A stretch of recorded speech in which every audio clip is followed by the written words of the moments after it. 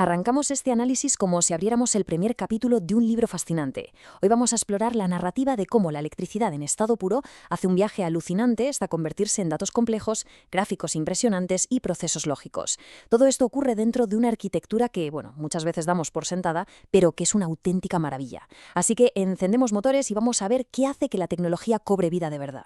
Nuestra hoja de ruta de hoy tiene 6 capítulos clave. Pasaremos por la energía y placa base, el cerebro y memoria, gráficos y almacenamiento, protección y enfriamiento, el flujo de trabajo y, para rematar, unos consejos y glosario. Vale, vamos al lío. Si miramos este esquema general, es como ver el mapa físico de nuestra historia. Ninguna pieza trabaja sola aquí. Son partes totalmente interdependientes en un ecosistema que está sincronizado al milímetro.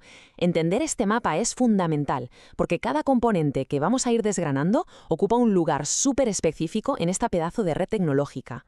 Empezamos con la página 1, energía y placa base. Literalmente el inicio de todo, porque nada se mueve sin esa primera sacudida eléctrica que despierta al silicio.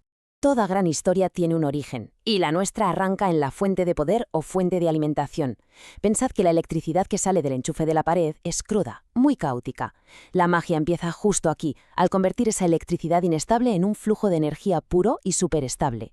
Hablamos de potencias comunes que van desde los 450 vatios hasta más de 750, dependiendo de lo que pida el equipo. Y ojo con esto, es vital usar una unidad de alta calidad, no solo para dar energía, sino porque actúa como un escudo protector indispensable contra picos de voltaje. Y esa energía perfectamente modulada, ¿a dónde va? Pues golpea la placa madre. Esta es la gran autopista de comunicación, el puente donde todos los demás componentes se enganchan. Fijaos en las distintas zonas. Tenemos el zócalo para el procesador, las ranuras DIMM para la RAM, la expansión PCI para gráficas, los puertos SATA y el panel trasero para conectarnos al mundo exterior. Y todo este tráfico incesante de datos lo dirige un elemento clave, el chipset. Es literalmente la columna vertebral de toda la estructura. Cambiamos de página y nos metemos de lleno en el segundo capítulo, el cerebro y la memoria. Esa señal eléctrica viaja directamente al centro de pensamiento de la máquina. Aquí tenemos el músculo lógico en estado puro, la CPU. Es el cerebro que ejecuta las instrucciones, pero lo que realmente define su potencia se resume en 3 cosas. Primero, los núcleos, o cores. A más núcleos, mayor rendimiento. Es como tener más trabajadores. Segundo, los hilos, o threads, que permiten hacer múltiples tareas a la vez, multiplicando la eficiencia de esos trabajadores. Y tercero, la frecuencia, medida en gigahercios, que nos dice la velocidad de vértigo a la que se procesa todo. Claro que un cerebro rapidísimo no sirve de absolutamente nada sin una buena memoria a corto plazo. Y ahí es donde entra la memoria RAM, normalmente en formato DDR4 o los más recientes DDR5. Esto es un espacio de trabajo temporal a altísima velocidad. Guarda exactamente los datos que el procesador necesita en ese milisegundo concreto. Básicamente, cuanta más RAM tengamos, menos cuellos de botella habrá y mejor rendirá el sistema cuando hagamos multitarea pesada. Avanzamos un poco más en nuestra narrativa. Siguiente capítulo, gráficos y almacenamiento. Vamos a ver a dónde van esos datos cuando necesitan ser guardados o mostrados visualmente. Cuando los datos visuales son complejos, toman un desvío hacia una unidad hiperespecializada, la tarjeta gráfica o GPU. La CPU hace de todo, sí, pero la GPU es una auténtica bestia dedicada solo a procesar gráficos, calcular geometrías y sacar esas imágenes por pantalla.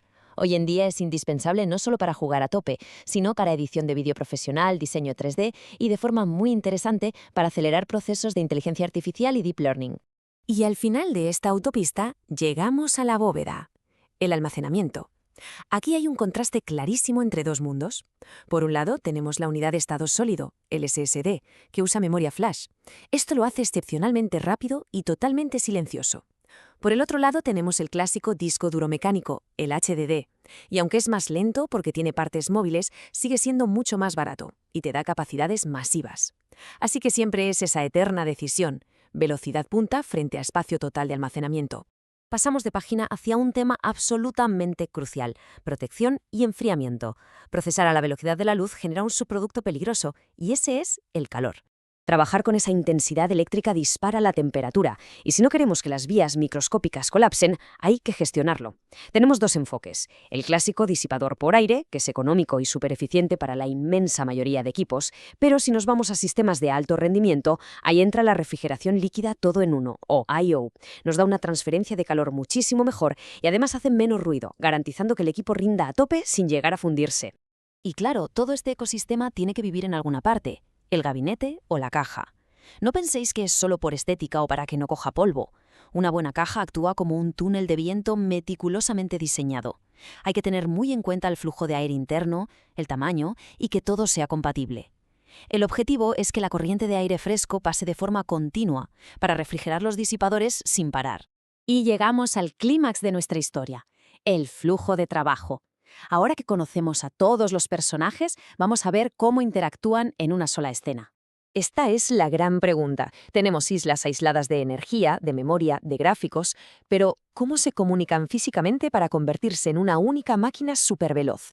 La respuesta ilustra la sincronización perfecta de este equipo. Fijaos en el flujo. La CPU lanza la orden, al instante pesca los datos de su memoria temporal, la RAM. Toda esa información cruza a toda pastilla por los puentes de la placa madre hasta llegar a la GPU, que es la que se encarga de renderizarlo todo visualmente en nuestra pantalla. Y al final, el resultado de ese trabajo se escribe permanentemente en el almacenamiento. Y por supuesto, todo este baile está orquestado y alimentado desde el segundo cero por el bombeo incansable de la fuente de poder. Entramos en el último capítulo de este repaso. Consejos y glosario. Vamos a ver los protocolos de mantenimiento para que la historia no termine antes de tiempo. Antes de hablar de mantenimiento puro, hay un concepto avanzado que suele salir a relucir, el overclocking. Básicamente, es forzar a componentes como la CPU o la GPU a trabajar por encima de su frecuencia de fábrica. ¿Para qué?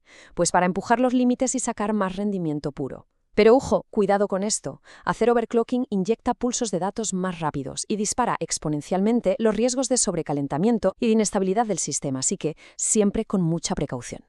Para evitar desastres, hay unas reglas de oro muy sencillas. A nivel de software, mantened siempre los drivers actualizados. A nivel físico, por favor, limpiad el polvo de forma regular y jamás, bajo ningún concepto, bloqueéis las salidas de aire de la caja. Recordad ese túnel de viento. Ya desde que montamos el equipo, usar componentes 100% compatibles nos ahorra fallos tontos. Y finalmente, haced copias de seguridad. Proteger la información que hemos procesado es, al final del día, lo más importante. En definitiva, un PC bien montado y cuidado con mimo te da años de rendimiento impecable y muchísima diversión. Ver cómo esa energía inicial se transforma en un flujo ordenado de datos cambia por completo la perspectiva sobre la tecnología que usamos todos los días. Ahora que sabemos cómo sincronizar todos estos elementos para formar una máquina de precisión absoluta, nos queda la mejor pregunta de todas. ¿Cuál será la próxima tarea brutal para la que vamos a programar esta máquina?